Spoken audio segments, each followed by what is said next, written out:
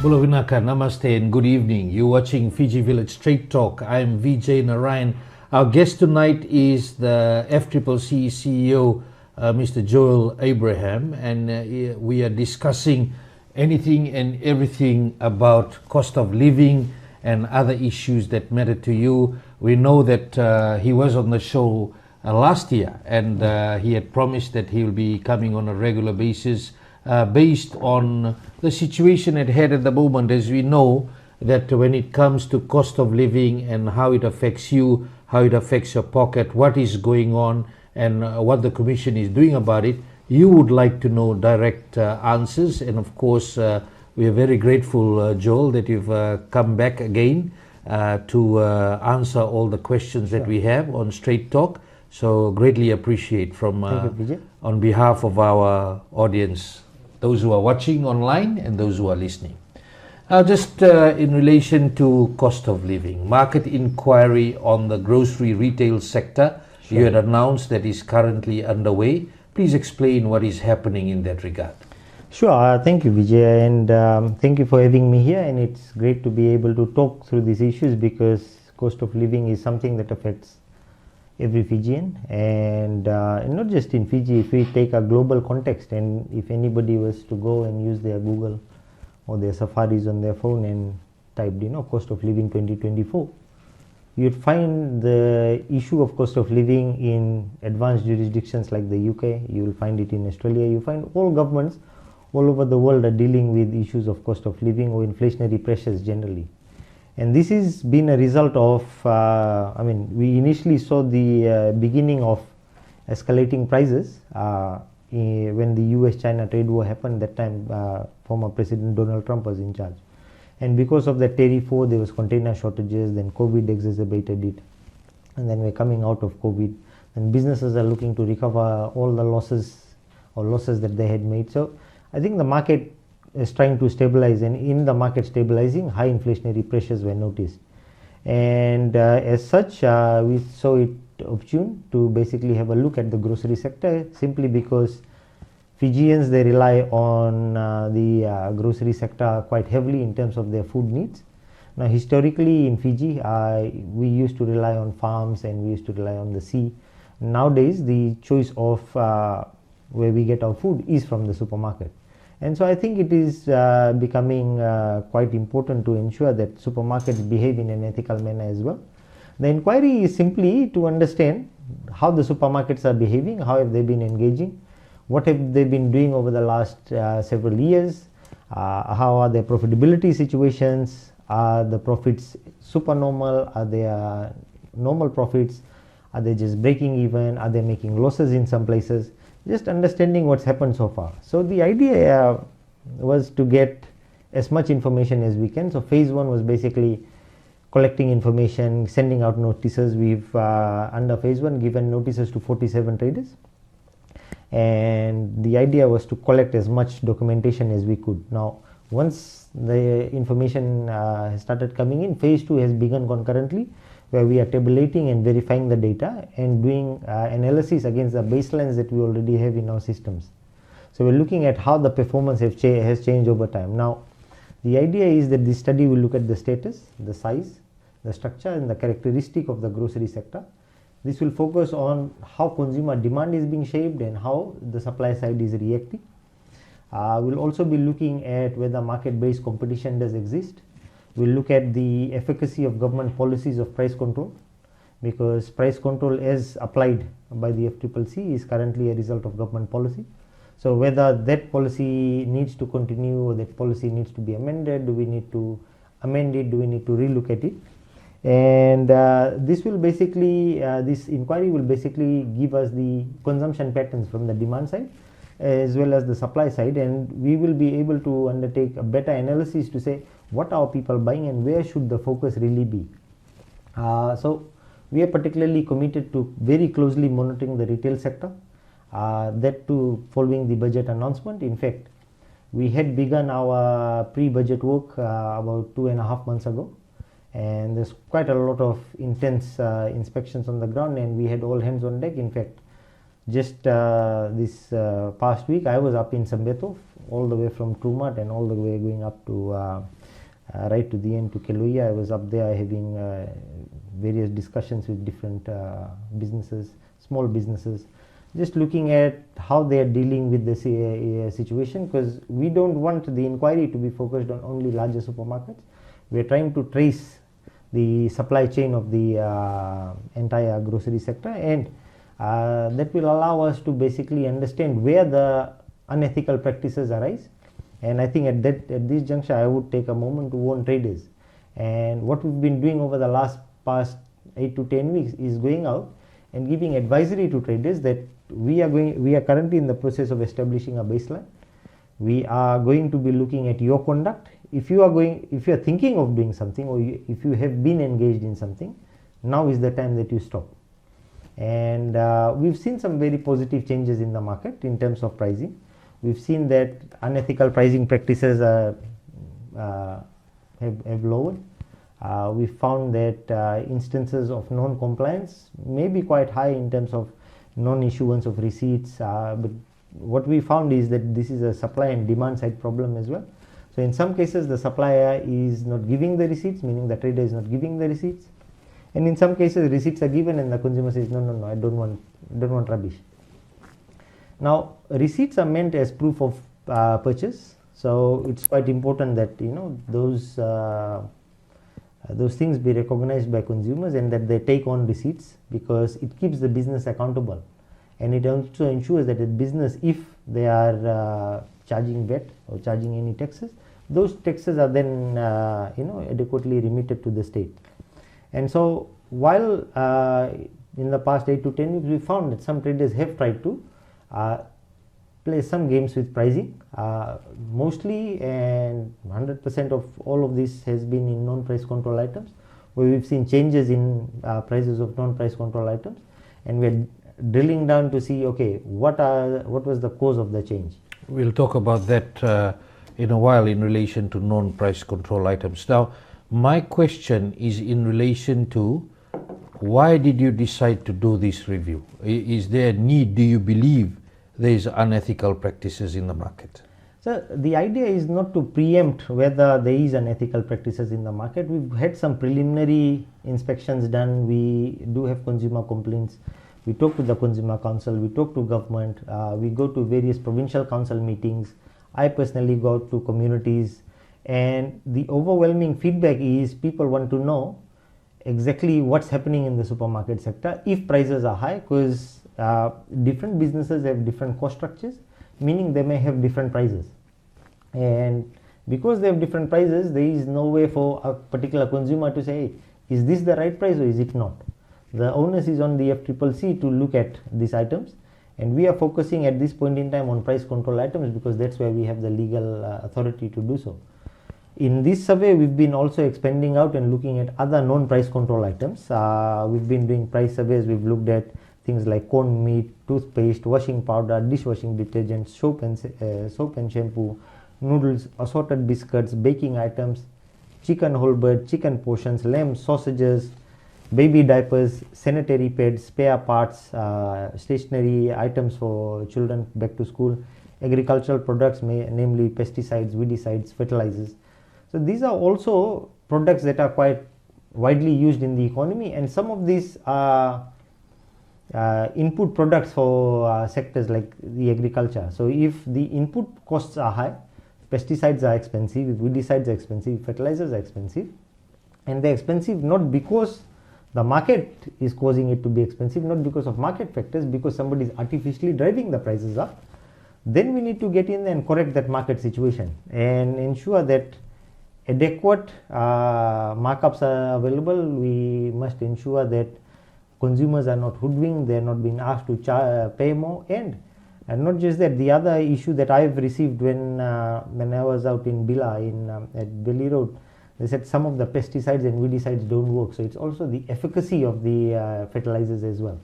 So when we go out and do this kind of studies, we have to be very broad in terms of the things that we cover, because the consumer not only looks at the price but also looks at the quality, looks at the value in a particular product.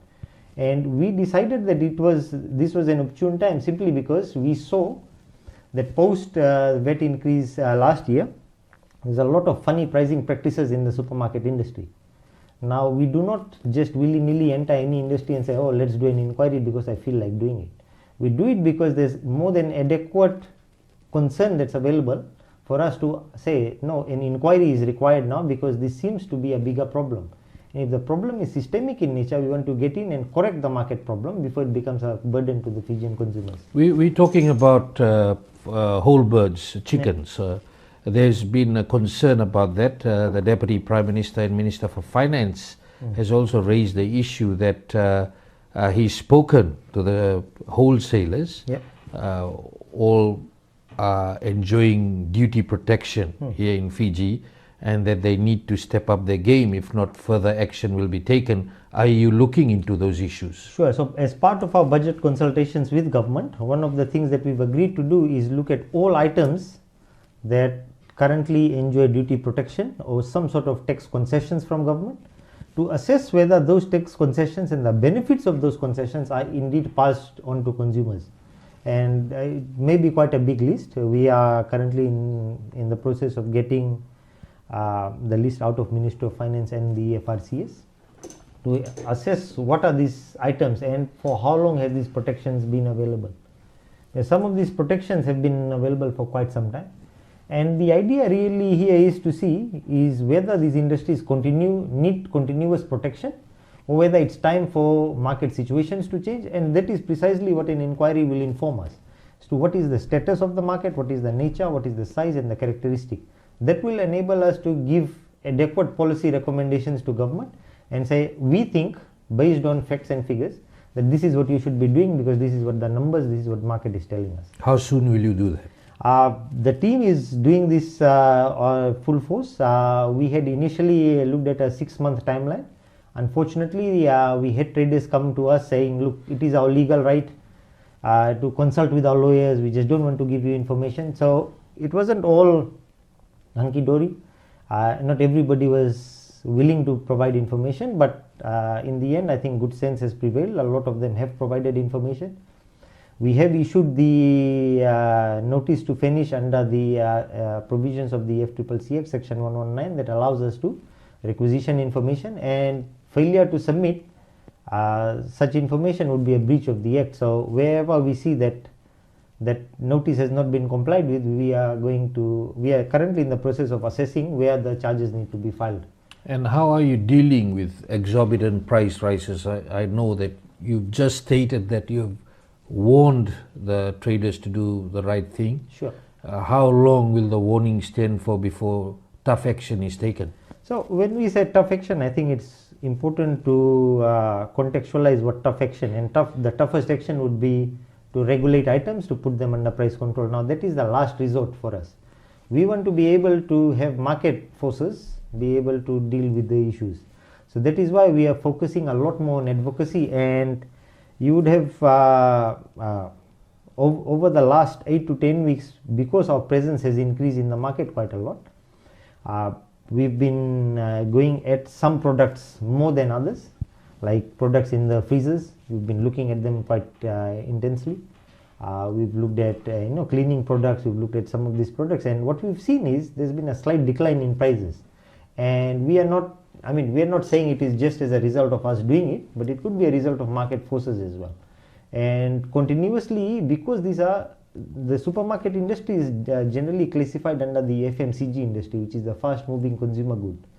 Because some of these goods move very fast, you could have one consignment of canned fish coming in at a lower price. Something happens in the source market, the price increases there, and the next shipment the prices goes up. So there's a cyclical effect of pricing patterns in the market. What we are there to ensure is not to artificially drive the prices down, but to ensure that whatever prices are being passed to consumers are prices that are showing adequate cost, that are showing true cost, and consumers are not being asked to pay more than what they are required to pay. At the end of the day, people want fairness. Yes. And I'm asking you the question, what are the different unethical practices that you say you now have to take action under the law? Sure. Quite easy. It's overcharging, where when prices are set by the FCCC, a maximum authorized price is set. There are certain businesses that have been found to be charging over it.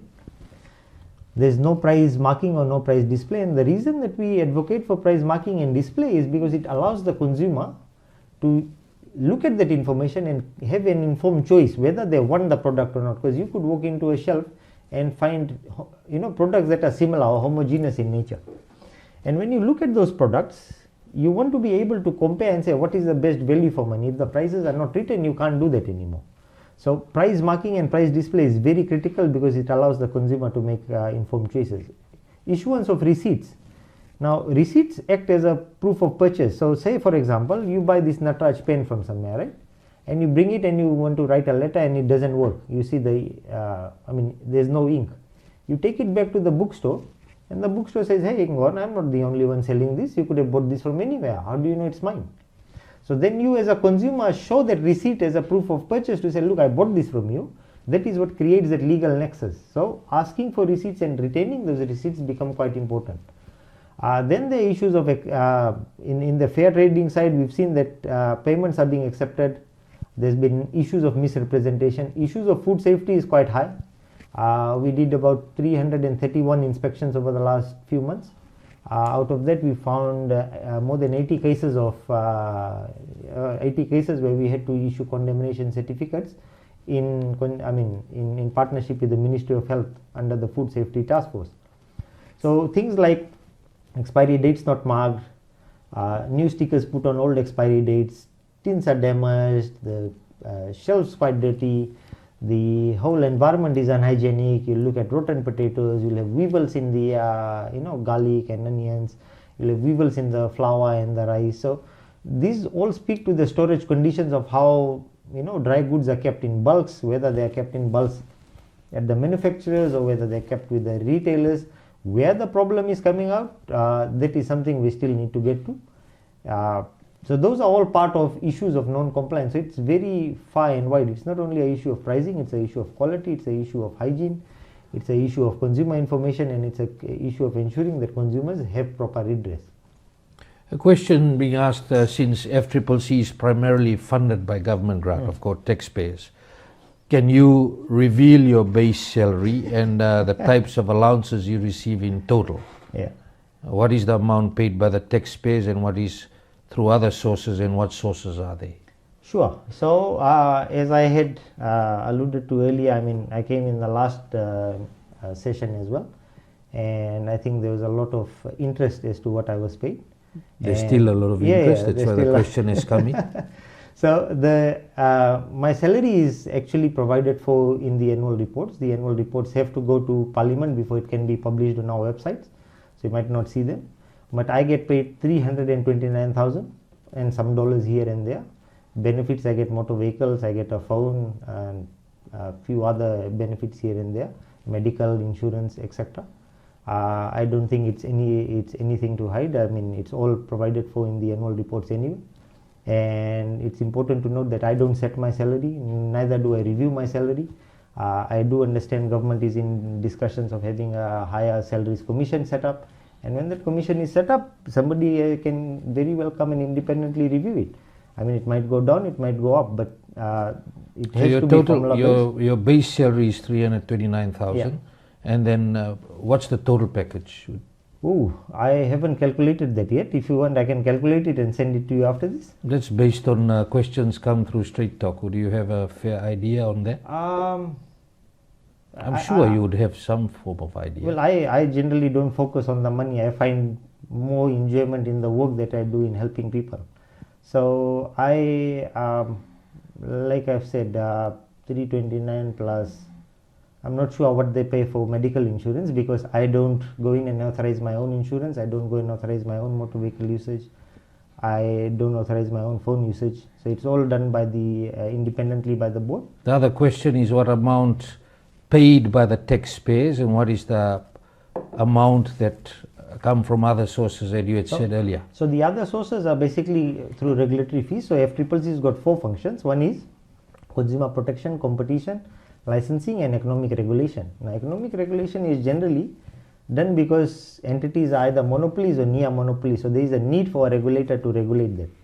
And they pay regulatory fees. Now, part of the work that I do in terms of, so my role is split between competition, consumer protection, licensing, and regulatory fees, and regulatory work. So the regulatory fees pays for part of the salary, and government pays part for it, because we don't charge anything for consumer protection cases. So what's the percentage? The taxpayers and all these other sources of funds? Well, if you'd asked me before, and I could have got you details to the dollar, but I don't offhand remember the details to the dollar, but I'm more than happy to disclose it to you in the future if you want. Okay, so that's the question that was sent through. So we'll expect an answer, and we can do a story on it based on that. Sure. Now, the next question is in relation to the annual reports. This person is asking the question that why isn't the annual reports of FCCC of 2020, 2021, 2022, 2023 and 2024 not available on the website at annual report FCCC? He's given the website fccc.gov.fj. Sure. If you haven't submitted annual reports from 2020 to date, what do you have to say about accountability and transparency without annual reports? Sure. We've got the annual reports. The 2024 annual report won't be available because the financial year hasn't ended. The other 2-3 years, that's currently with the printers. We've managed to sign off the audit reports from the Office of the Auditor General. The activity reports are in the process of being printed, and they should be sent to Parliament within the next 3 months. Why is it late? Because we had a high degree of staff turnover. I lost close to 3 people in finance. I've lost, out of 96, we lost close to 31 staff as a result of people moving. And so in some cases the vendors delayed. We had the vendor facing the same problem, whoever was doing the design for the annual reports. Their staff had left, they had to redo the whole thing from scratch for 2 years. And we had lost people. We did not have the capacity to put down the audits, and when we had submitted, we had missed the timelines for the Office of the Auditor General. But that's all been done. We have managed to go in, have a chat with the Office of the Auditor General, and we have caught up. So in the next 3 months, we should be releasing all the annual reports. As a CEO, I come from the commercial world here. Sure. So for us, an annual report comes out the very next year. Yeah. So, you know, how do you feel being the CEO of an organization, you know, where a lot of questions being asked of you, and you are doing issues that relate to regulatory approvals and regulations, and you haven't had your annual reports out since 2020? We have got our annual reports for, I think, 2020, 2021. But they are not tabled in Parliament. Yeah, but I mean, we've done it from our end. We will submit it to the ministry, and the ministry will then cause for it to be published. So what has been the delay from your side? Yeah, I mean, it has been a delay from our side because we faced a lot of staffing issues. These things where we went in and we explained this to the Office of the Auditor General. We put in a risk mitigation plan as to how this should not be repeated. We managed to get Ernst & Young as part of the Office of the Auditor General program, and covered in the last 2 years we've covered the entire. Yeah, why I'm asking the question, and we asking other organizations as well. We know some ministries have not tabled reports in Parliament since 2006. Yes. And of course that was the norm, I think, for about 16 years, where reports could just, you know, it's just lagged and it hasn't been tabled. So you were saying in 3 months you'll have all reports tabled. Yes, and it's something that I mean, I'm glad that you asked, because it's something that I've also been keen on. I'm an accountant by profession. I also was very not very happy that the annual reports were not coming on time. I did have a strong chat with the team, but at the end of the day, it was quite apparent to me that it was as a result of nobody's fault internally, and we managed to put in place adequate systems to ensure that we complete them, and we will have them presented. Do you have a performance review based on submission of annual reports on time? Yes, we do have a Somebody needs to be held accountable for that, for not getting it done. And I fully get held accountable for it if it's not done on time. And then I have to go and explain to my board. My board is very, they're very strict when it comes to issues as such. So we pride ourselves in governance, and we want to ensure that we are on top of governance. And yes, there has been a degree of oversight because of delays, but we are already on top of it, and we'll have those reports ready. And as you said, you come from the financial background. Yeah. If you don't have reports tabled, it's 2024 and haven't had it Indeed. since 2020, that's Indeed. very concerning. It is very concerning. What do you have to say to the people of Fiji about that? We'll have it presented in the next 3 months.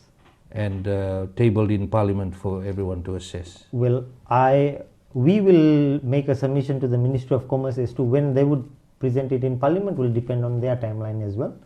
I think the Deputy Prime Minister is quite fast with this thing because he's also an accountant. So we are of the view that it should get to Parliament very early. As soon as we submit, it should be there. Do you believe you have failed in that area? I don't think so. I failed because failure would mean that nothing was done about it. We've identified a problem and we've taken reasonable steps to fix them. So I don't see it as a failure. I see it as continuous improvement and learning. You're watching Fiji Village Straight Talk. I'm Vijay Narayan. We'll be back after this break. Oh my gosh! Oh, what's in the box? You're probably wondering, what's in the box? Well, if you must know, it's actually me. Before you call the police, I'm actually an app. The all-new Fiji Village app. Here's an update. See what I did there? I gave you an update. What's new? Well, for starters, I look different. My new layout also comes with stories if you're looking for something short and sweet. I will bring you the latest news on the dot so you stay updated. You're welcome. You don't have to go anywhere for content because I bring the content to you. Not only can you listen to your favorite radio stations, you can also watch online video content. Which reminds me, do you love sports? Well, guess what? With the Fiji Village app, you can stay up to date with your favorite sports and scoreboards, no matter where you are. Your #1 news website just got better with an app. Download and get updated now. Hello everybody, Malo Lele, and last but not least, Wula!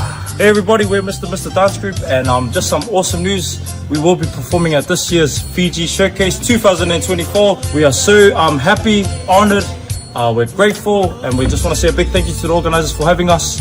We can't wait to see everybody there. For those of you guys who don't know, we're those guys who've been performing at big events such as Torian, Promised Land, NRL. So yeah, we can't wait to see everybody in Fiji.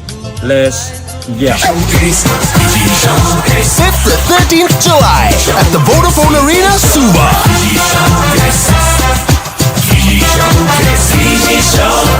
Hello everyone from Fiji. My name is Rogério Piva. I'm from Brazil. Yes, I am juggler, circus performer. I'm prepared everything now because in this showcase I will be there to make my show, my big circus show, and I want to invite you for this beautiful festival, and we will share a lot of emotion. I'm so happy for to be back in Fiji. I really love this place, and I hope to share a lot of moments with you. Come to the showcase. It will be beautiful. I hope to see you there. Bye.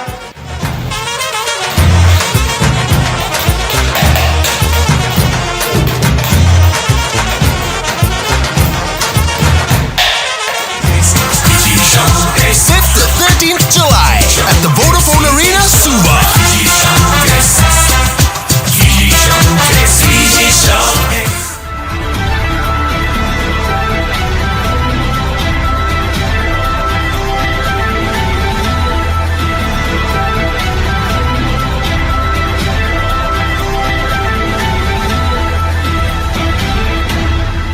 Welcome back. You're watching Fiji Village Straight Talk. I'm Vijay Narayan. Our guest tonight, the FCCC CEO, Mr. Joel Abraham.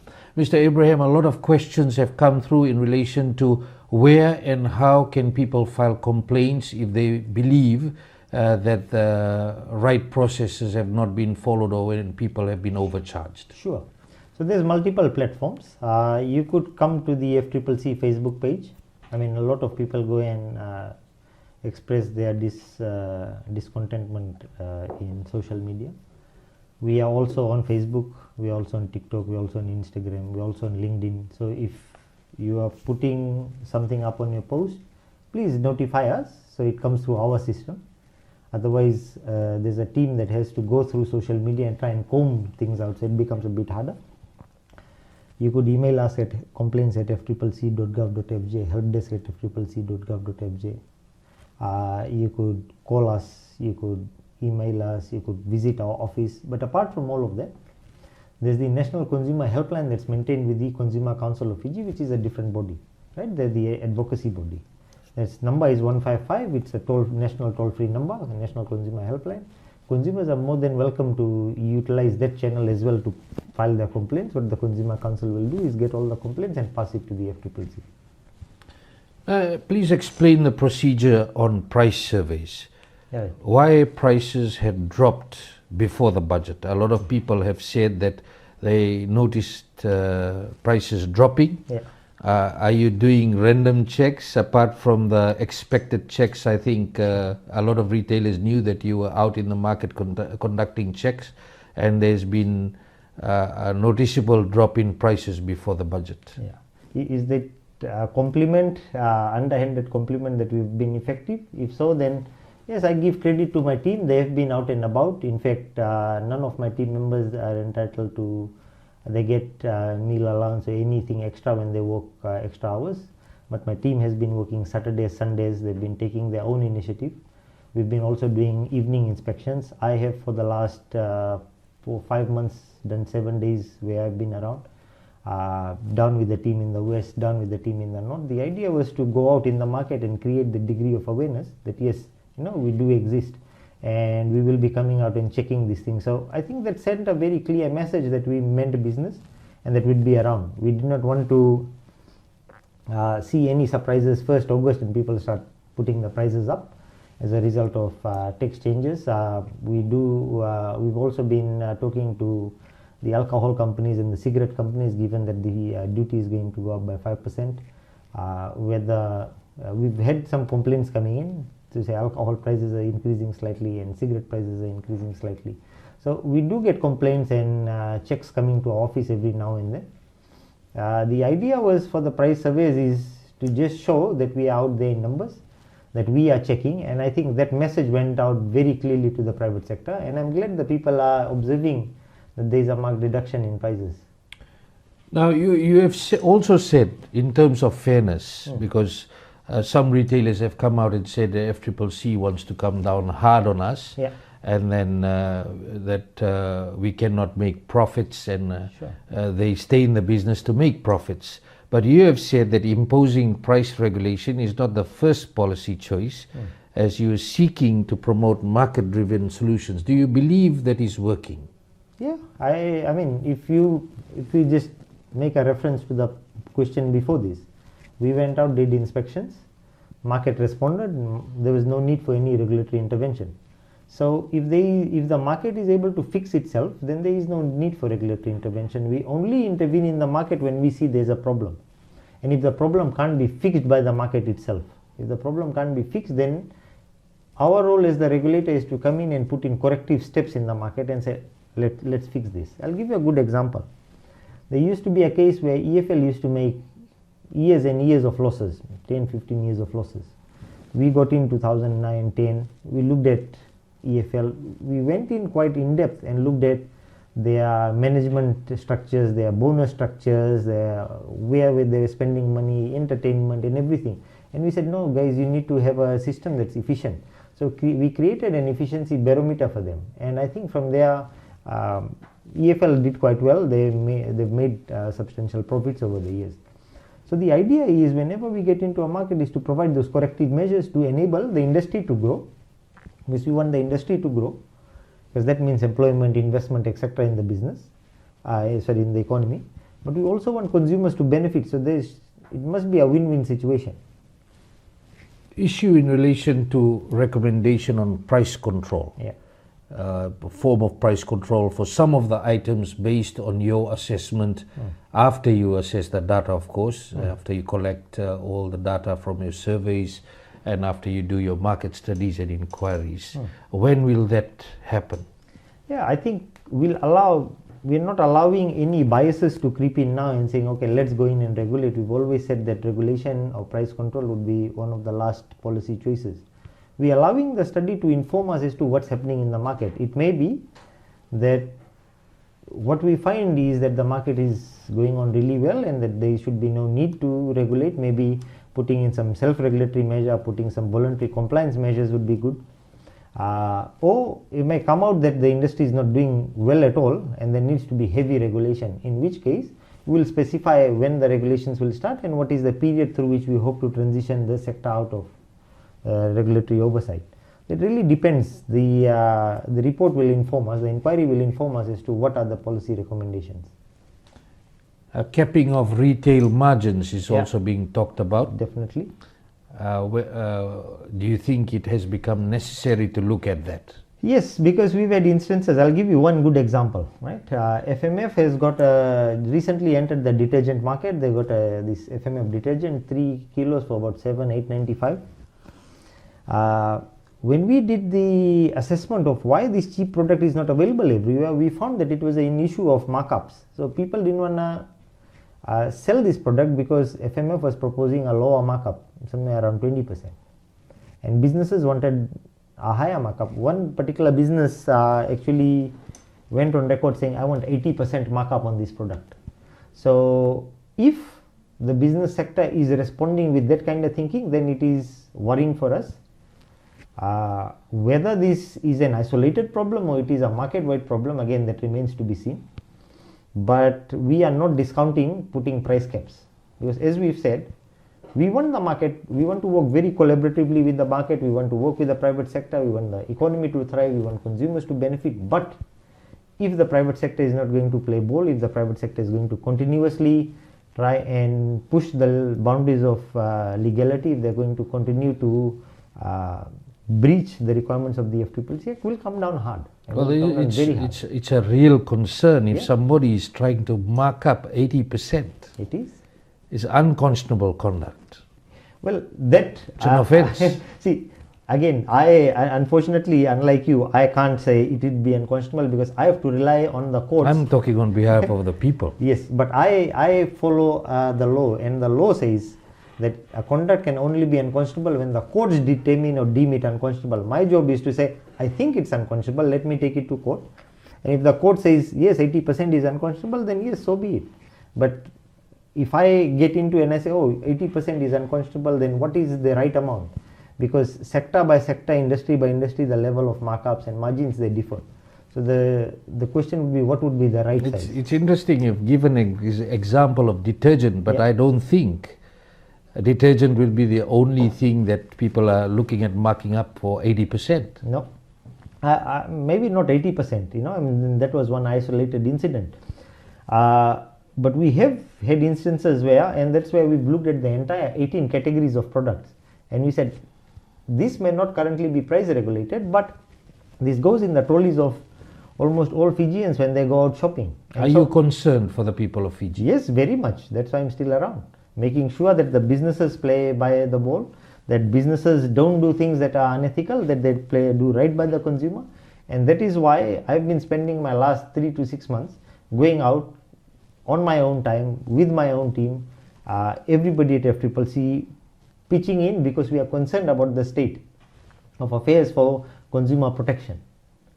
That is worrisome for us, because when we see the level of non-compliance in food safety, when we see the number of meat condemnations that went out, when we see the hygiene standards, it worries us.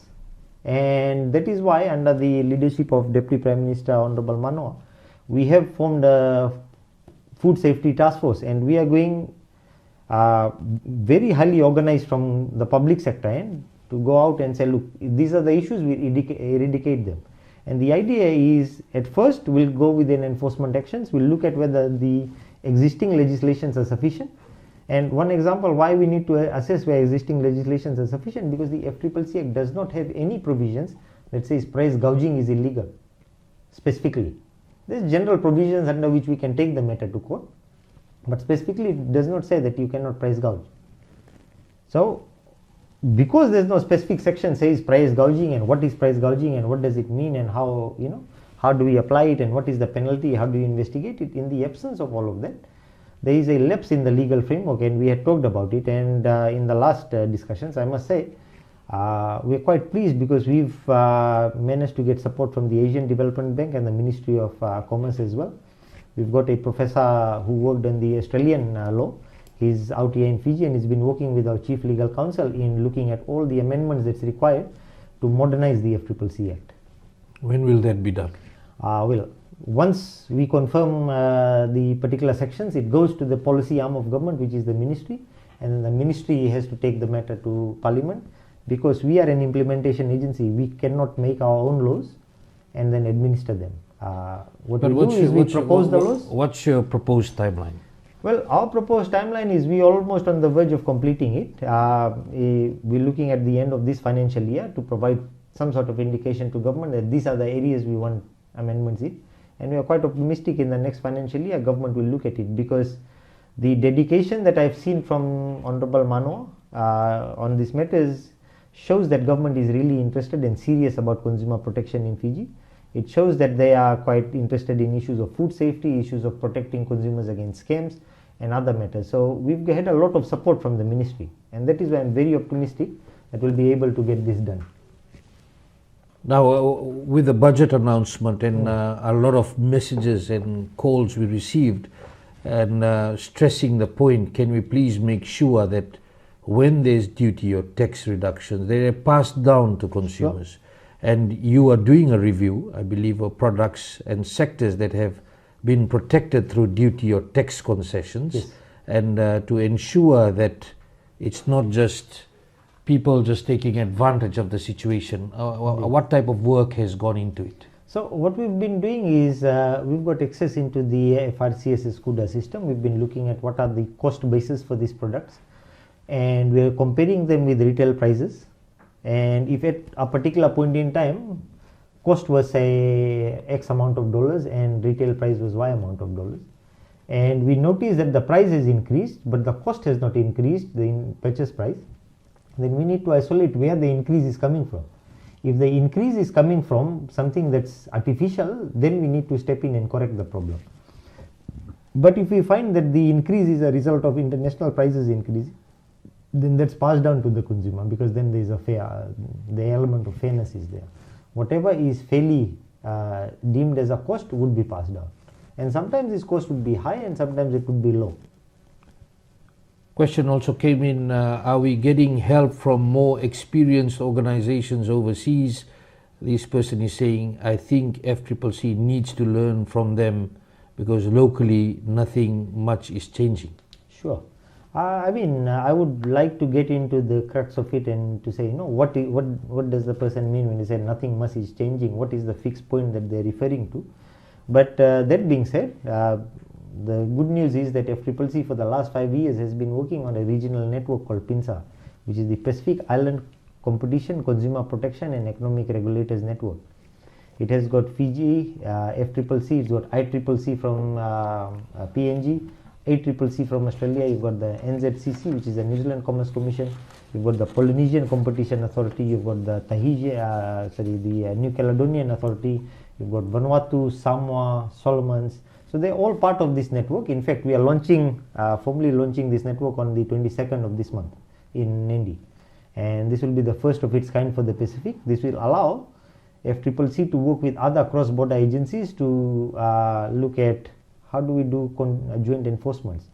If there's something in the Australian market, what is the implication of that in the Fijian market? Now, I'll give you one good example. We had a media company write to us and say, Coles kidney beans had red droppings in here. And so what we did is, not only did we look at the situation here, we flagged it to the ACCC. They looked at the Coles brand there. They did their own test and they wrote back to us and said maybe an isolated incident.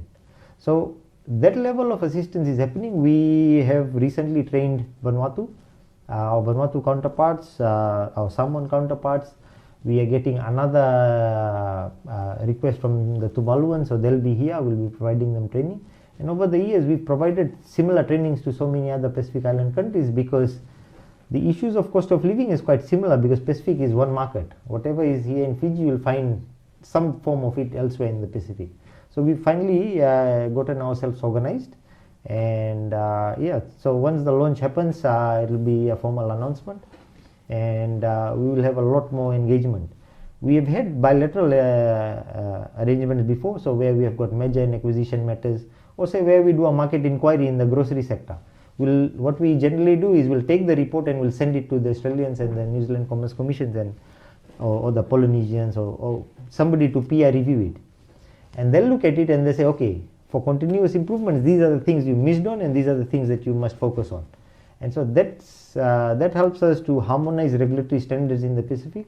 We're able to give the same regulatory environment to any business looking to invest in and out of the Pacific. So there's been quite a lot of work that's gone in there. You're watching Fiji Village Trade Talk. I'm Vijay Narayan. We'll be back after this break.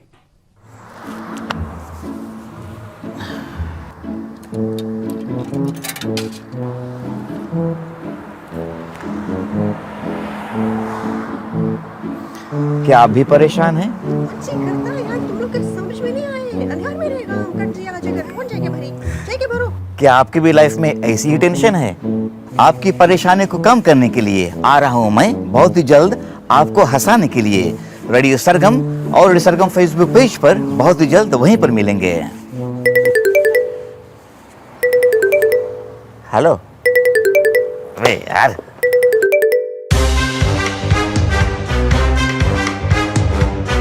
That sounds right. Okay, I got it. If I could turn back time, if I could find a way. As I walk through the valley of the shadow of death, I take a look at my life and realize there's nothing left. Sick and tired of hearing all these people talk about what's the deal with this pop life and when is it gonna fade out? The sun is fading away. If I could reach the stars, Bum, bum, bum, bum, bum. I don't know the rest of the words. I'd give them all to you. As the June light turns to moonlight. La la la la la, la la la la la, la la la la la, la la la. Loving you is all I ever need. Making love with you is all good. I take back.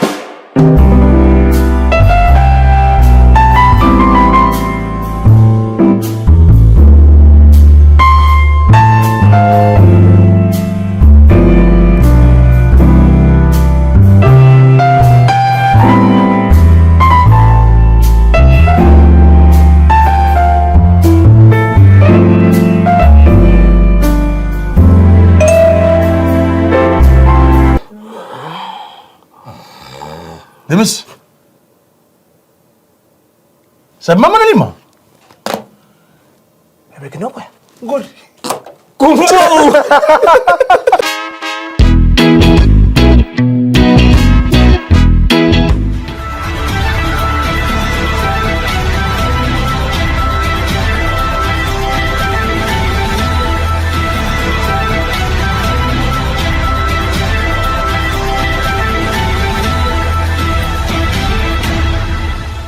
Fiji Village Trade Talk. I'm Vijay Narayan. Our guest tonight is the CEO of FCCC, Mr. Joel Abraham. Mr. Abraham, just continuing the discussions, this time on motor vehicle parts. Sure. I believe you're also conducting a review on that. Yeah, so motor vehicles, again, when we looked at cost of living as a major issue, we did not only say let's focus on groceries, because there's more than one thing that people need to do. Apart from eating at home, they also need to travel. They also need to stay in houses, either rented or houses that they pay for. Now, motor vehicles, they form a crucial part of the economy. It moves people around. The transportation sector is very crucial and critical, and any increases or any changes in the input cost, so say the parts become expensive. Of course, to an average consumer, that would mean you have to dig deeper in your pockets. We are looking at, again, where are there inflationary pressures in the market. Say, for example, when VAT increased last year, or this year we're looking at an increase in minimum wages. There will definitely be some businesses saying, okay, let me increase it disproportionately. Let me not only recover my cost, but let me make something out of it. And because these inflationary pressures, when they hit the market, it becomes more of a police and robber type of game. So the FCCC continuously has to find and detect non-compliance, and that is what we are trying to get out of. We are trying to make compliance everybody's business, and We had previously introduced a voluntary compliance framework, and we looked at phase 1 of it. We are now in the process of starting phase 2. We're looking at a few businesses that will sign these compliance agreements with. Now, what this compliance agreement does, it takes requirements out of the FCCC Act and incorporates it into the governance structures of different businesses. So, as a particular business, you would say, I will abide by the requirements of consumer protection and the requirements of the FCCC Act. So, we can move away from the businesses offend and we go and try and catch them. So, we want to get out of that system. We want to work very collaboratively, and we are in the process of reviewing price structures. We're looking at motor vehicle parts, namely for the public service vehicles as well, because there's quite a high degree of complaints that's come from the motor vehicle industries, from public transport industries like the bus companies. We've got complaints from the taxi associations saying, look, the parts are quite high, and because the prices of parts are quite high, some of those parts don't even work for that long. So again, it's a price and quality thing. So we're looking at motor vehicles as part of the sectoral review as a price and quality path, as opposed to just purely focusing on pricing. Stationery and textbooks, we know that there's an assessment being carried out. People, parents and guardians still have to get exercise books and stationery, and this is a cost for families, no doubt, and affects their budget. What are you doing in that sector as well? Yeah, so what we looked at was stationery, and although there are a lot of initiatives that are currently aimed at easing the cost of education for parents as much as possible, we note that there are some costs that are still borne by the parents and by the guardians, and these are things like stationery and textbook. Now, this can make a very critical difference when families have limited finances or they are on a very tight budget. A difference in $1 can mean quite a lot, and what we are trying to do is, how can we minimize the impact on financially vulnerable families? How can we look at the pricing structures and assess that the pricing structures are actually correct, and that the pricing structures offered to consumers at that point in time is what is right and fair. Now, last year what we had done, we had adopted a slightly different strategy. What we did is, we did price surveys before back to school, and we went out on our website and published the outcomes, and we said, okay, if you want to buy books, this week we have done a survey, this is where you find it to be the cheapest. And everybody in the market started looking at that information and saying, oh, if I don't bring my prices down, consumers are not going to come to me. So a lot more specials started going out in the market. That was last year. Now, that's also an example of how we put in some market driven solutions. We may do the same thing this year, but we are also looking at how the pricing structures work. What is the imported markup, what is the wholesale markup, what is the retail markup, and then books that are locally produced, because some of these companies have duty protection, they have initiatives or incentives from governments that protect them. Whether those benefits are being passed down, or what's happening is the local manufacturer is getting off and just pegging it to the imported price. So we want to be able to get in and find out what are the impediments and where are the practices that are wrong. And to ensure that the duty reductions, etc., are passed down to the people of Fiji. Indeed. Agriculture is another sector. A lot of people talk about agriculture. Let's expand agriculture. One of the issues definitely is prices in the sector.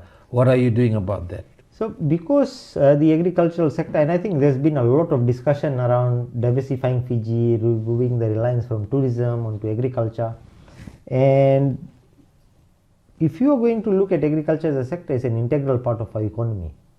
It's very big, and it's important for us to look at how do we control input costs. If you are going to make locally produced goods be competitive in the market, then the input costs need to come down. So these are pesticides, weedicides, fertilizers, other farming implements. They are farm mechanizations. We are also looking at things like mechanical harvesters, lorry rates. We are looking at the whole supply chain to ensure that nobody in the supply chain is picking more than their share, because sometimes what can happen is there can be inequality of bargaining power. I explain this. Say you are a farmer in Singatoka Valley Road, right, in the interior. You get a middleman like me, and I come to you and I say, okay, I need to buy popos of you, and you say, look, it's $10 a crate, and I say, look, I'm going to give you 6. The next buy is not going to come for the next few days. So you've got no other alternative market to sell it to, then you are forced, because there's inequality of bargaining power. It is a monopsony situation where there's a single buyer of that product in that time frame. So what happens, it makes the market a bit imperfect. What we are trying to understand is, are the farmers getting adequately, being paid adequately? Are the middlemen cashing out on it? Or is there equity in the whole supply chain? So that is one area that we are looking at, and we have been concerned about, we've got some competition concerns around these purchasing practices. What we've noted is, what middlemen will do is they will refuse to compete with each other, and they will divide the market by geography. So they say, I'll go here, you don't go there. And so what happens is, you have a case where there's a monopolistic position in the market, where there's a monopsony or a single buyer of a particular product, and they can then dictate the price. And that makes the farmer worse off. So we are there to make sure, or we want to do this to make sure that none of that is happening, and that there are some guidelines put out and some rules, and there's some advocacy done around it, so farmers know that their legal rights, what their legal rights are. I was just talking about housing. Housing is a major concern in the country, Yes. And options are running out for the younger generation, and issues about residential housing mainly. I believe that FCCC is also doing some work in that area. Sure. What do you have to say to the people of Fiji? When we look at a market sectorial study like the one into housing and looking at issues of affordable housing, what we do is, we look at what are the market problems. So government may look at it and say, we need to create more stock of housing. Yes, it's a good government policy. We need to relocate the squatters, good policy. That is government policy. When we look at a particular sector, we say, what are the market barriers that is stopping demand and supply side from making the markets work well? And we are looking at issues that may hinder competition. There may be issues of exorbitant prices, there may be issues of substandard building materials, there may be issues of transfer pricing, there may be issues of collusive practices between the valuer, the builder, the banker. So at this point in time, we are not certain what these issues may be, and doing this particular study will give us that insight into that particular market, because that is where the focus has been on. As part of the housing market, home ownership is one area that we are looking at.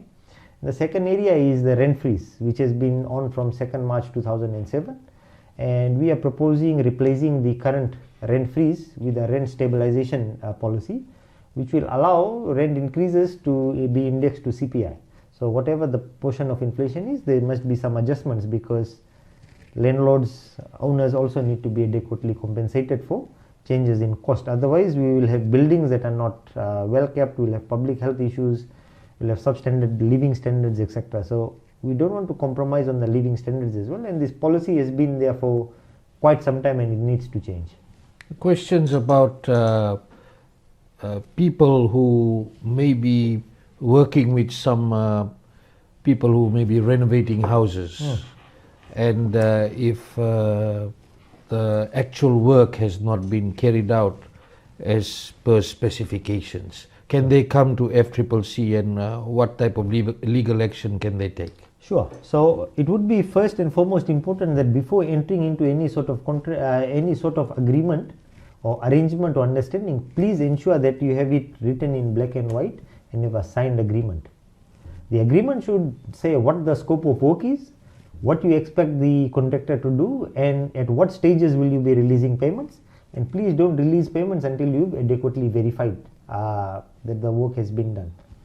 If you feel that the work has not been done to the level at which you had expected, it's not part of the scope, it's below scope, it's substandard in nature, it's poor workmanship, etc., you can file a matter with the FCCC, a complaint. We'll assess it under section 88 of our act, which is accepting payments without being able to supply what was demanded.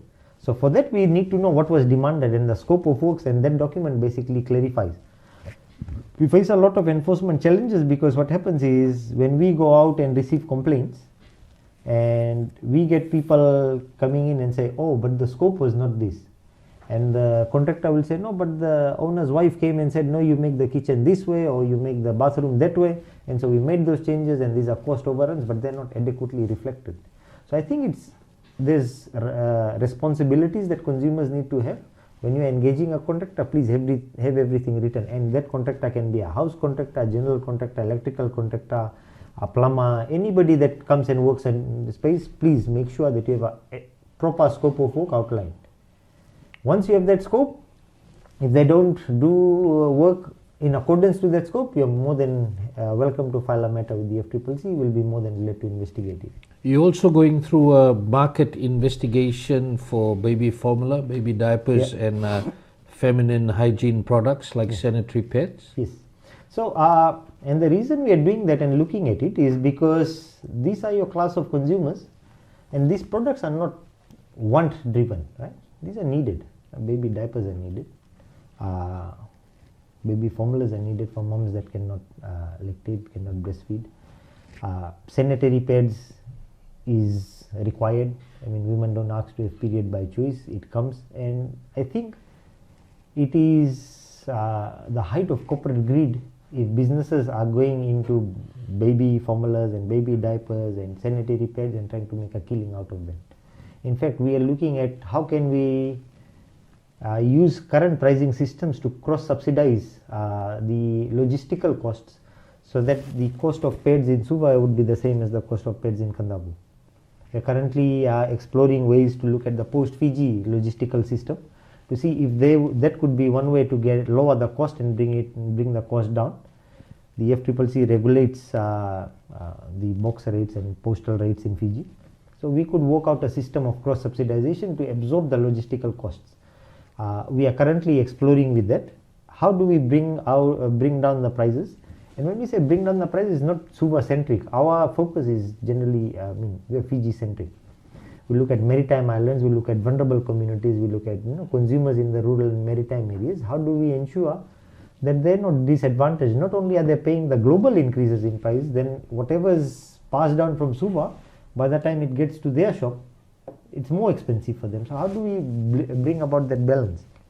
And this inquiry or investigation will basically help us assess the fairness in trading practices between suppliers and retailers, and will take into account any issues of dietary restrictions. We're also looking at existing regulations. We know that sometime back the Ministry of Health had come out and said all teens must have the label breast milk is best for mothers. And we had international brands like Kerikia leave the Fiji market saying your market is too small, we won't supply. So we've got an issue of limited competition in there because of some legal barriers to market entry. Larger brands don't want to come in because they are happy to put out advertising, but the requirement I think in the act at that time was that the tins must have a label on them. And specifically for the Fiji market, a lot of bigger brands said we won't do it for you. So that meant that a lot of these products left the Fiji market. We also have expressed some concerns where pharmacies are unable to get milk which are, where babies are lactose intolerant. So right now if you have a child and they're lactose intolerant, as an individual you can import tins, but if I'm a pharmacy owner, I can't import them and keep them and sell it. Similar thing with things like Himalayan pink salt. So if it's not iodized salt, you can't keep it. So there's a lot of these legal requirements that is causing the market not to be as efficient and competitive as it could be. And so we're looking at whether eliminating or amending or addressing some of these barriers will actually lower the cost. A question came in about this person is saying, while the FCCC CEO keeps talking about promoting market-driven solutions, all we see is FCCC is trying to bring more products under their control. What is the need to control pricing of products where competition is already extremely high? They've given examples of oil, salt and tea. They have multiple brands in the market. FCCC's master price list itself runs into 114 pages with nearly 3,000 items and 3,000 different prices. It is shocking to read that FCCC is now looking at items like toothpaste, soap and shampoo, assorted biscuits, etc. This person is saying, I see it as nothing more than a hunger for power and control, definitely not letting the market forces play out. I see the excessive FCCC control as a waste of taxpayers' money. What's your comments on that? Interesting. I mean, it doesn't seem like an average consumer to me, but let's discount the person's intention. The FCCC does not willy-nilly come in and impose regulations. We'll do a market study, we let the information, the evidences advise us on what the policy recommendations would be. And if the businesses are playing right by the rules, no need to worry, we will not go in and regulate. If the prices of chicken and assorted biscuits and noodles and everything is fine, why do we need to regulate them? But if the market is not correcting itself, then we have no other choice but to do it. Now, important point to note there is we will not get paid anything extra. Like I won't get paid anything extra if I regulate 5 other products. It just means more work for us.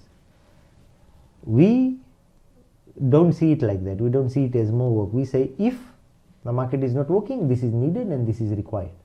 So it is. I think I refute the whole assertion that it's a ploy for power, and that we want to put things under price regulation. In the past, we've also looked at particular sectors and we said, oh, some things need to go out. I mean, ghee used to be under price control, lamb products used to be under price control, we removed them.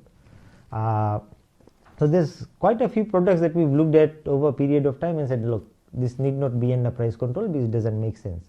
We continuously try to right size it, and it's interesting that there's a personal remark that to me personally, I don't decide price controls. FCCC, we do a study, my team and we come up with a report, gets presented to my board, independent members look at it, they agree with the recommendation, it goes to the minister. The minister has got his own economics team to look at whatever we've said, and then the minister decides whether price control is required or is not required, and that would be the Minister for Commerce. So it's not a process where I wake up one day and I decide, oh, let's go and price control this, let's go and price control that. It doesn't work like that. So to our friend there, I think you are a bit misguided. I welcome you to come to our office. You can see how we work and how we basically do our market studies. And at the end of the day, if we go in and regulate a particular product, it's for the betterment of the economy, it's for the betterment of consumers. So I'm really not sure where the person is coming from, but I hope I've answered the question. I'm interested in you're doing a lot of work. Yes. Parallel. Are you complaining? No, I'm not complaining. I'm just saying a lot of work is going on. Yeah. They're all going in a parallel direction. Yes. And you definitely have a lot to achieve. What are your timelines based on several investigations underway? Sure. So what we've done is we've got different teams looking at it, and this was part of our whole cost of living reduction strategy. And we have been, in fact, this is a framework that we are basically working on, which is a framework for reducing cost of living, and we've already hit about 40 to about 50 pages already. When did you start that? This is when we announced the market inquiry. So this has been ongoing. It's an ongoing effort. So how come that came about?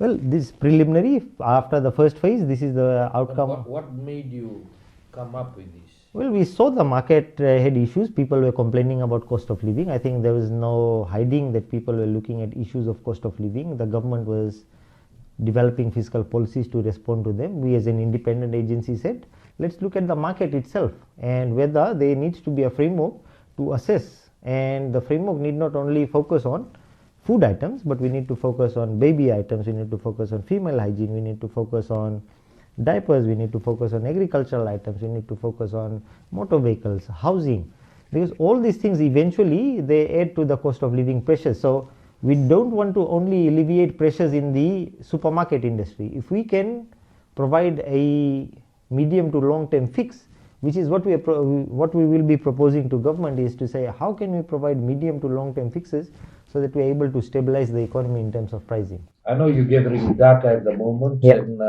work continues in that area. By when will you be making your recommendation? So at this point in time, one thing is we are not very hard and fast with the timeline to say this is the date and there is going to be a cutoff. And I'll tell you why. Because we want to get the full picture, and if we don't get the full picture, like one example is we served the notices to 47 traders. Some of them complied, they gave the information. Some said we're seeking legal opinion. Some have said we won't give it. So where people don't provide the information, we'll go to court, we'll requisition the courts, we'll get the information, and then we'll do the assessment. Because I'll give one example. We've asked everybody for their financial statements for the last 3 years.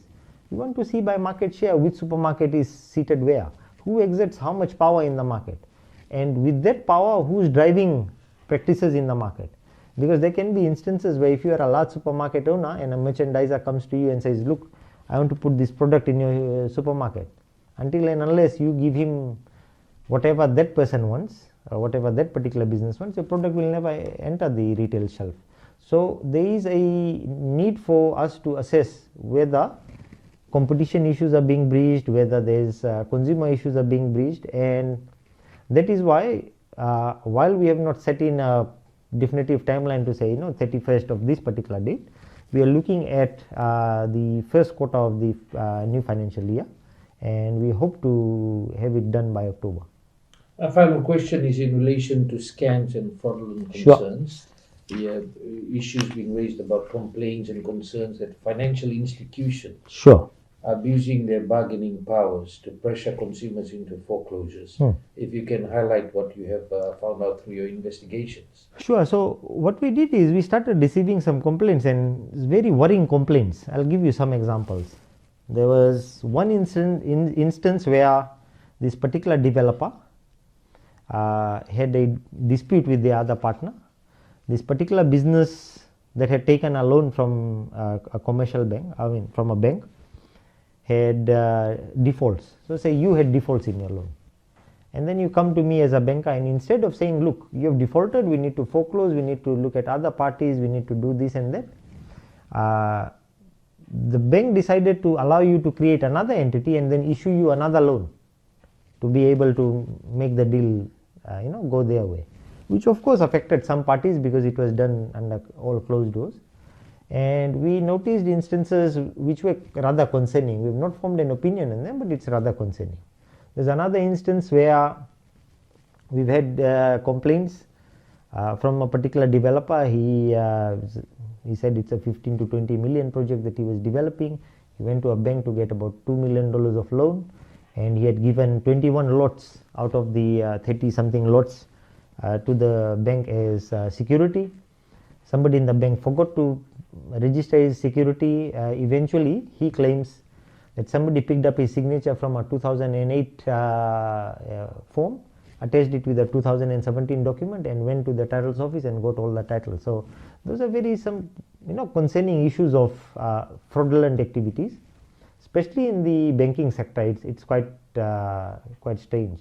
We've got another complaint, and this is from a lay consumer. He had a piece of land that he wanted to buy, went to a commercial bank. The bank, through its own internal valuers, had valued the land to 150,000, gave him a loan of 100,000 to buy the particular land.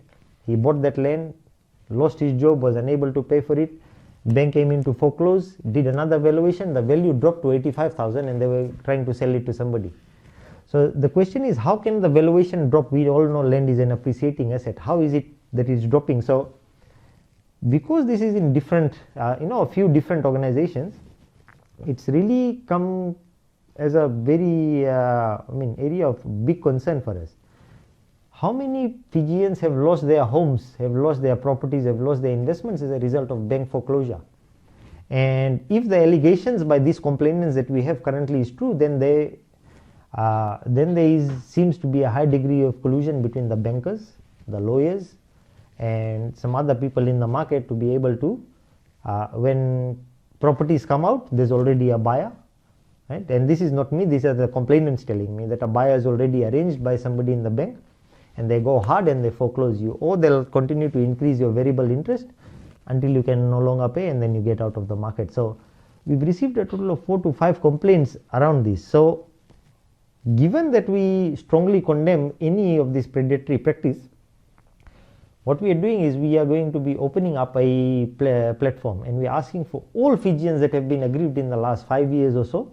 If you've lost your property due to foreclosure, if you've lost your property because the bank has sold it off to somebody and you feel that there has been some issues that you want the FCCC to look at, we are going to go back the last 5 years and look at all foreclosures that had happened in the market and find out what has actually happened in the bank. And that itself will be a report on its own, and with the announcement of the financial ombudsman coming in, I think it will be quite, I think government sees the same thing that we see in the market, and we are hoping to then support the office of the financial ombudsman by providing them this market information to say this is what we think the state of the market has been when it's come to foreclosing. So we want to know if somebody's house got foreclosed, if the banks got on your house, put it out in mortgage sale, who bought these houses, at what prices did they buy it, was the tender done correctly? Then there's another area where real estate agents are calling tenders as well. We're going to look at that as well. We don't want any degree of manipulation in pricing to happen, because as it is, the complaint suggests that there's a cabal of people that seem to predetermine where the properties will go, who will buy and who will not buy. Now these are very serious allegations. We will take it with a pinch of salt. We're not forming any opinion, not creating any biases, but those allegations are quite concerning, and so to ensure that we get the correct picture, we will be launching an inquiry into the financial services sector as well, looking at this specifically. Looking forward to that inquiry and what comes out of it, and you'll read more on it on our website, Fiji Village, and also listen to it on our radio stations.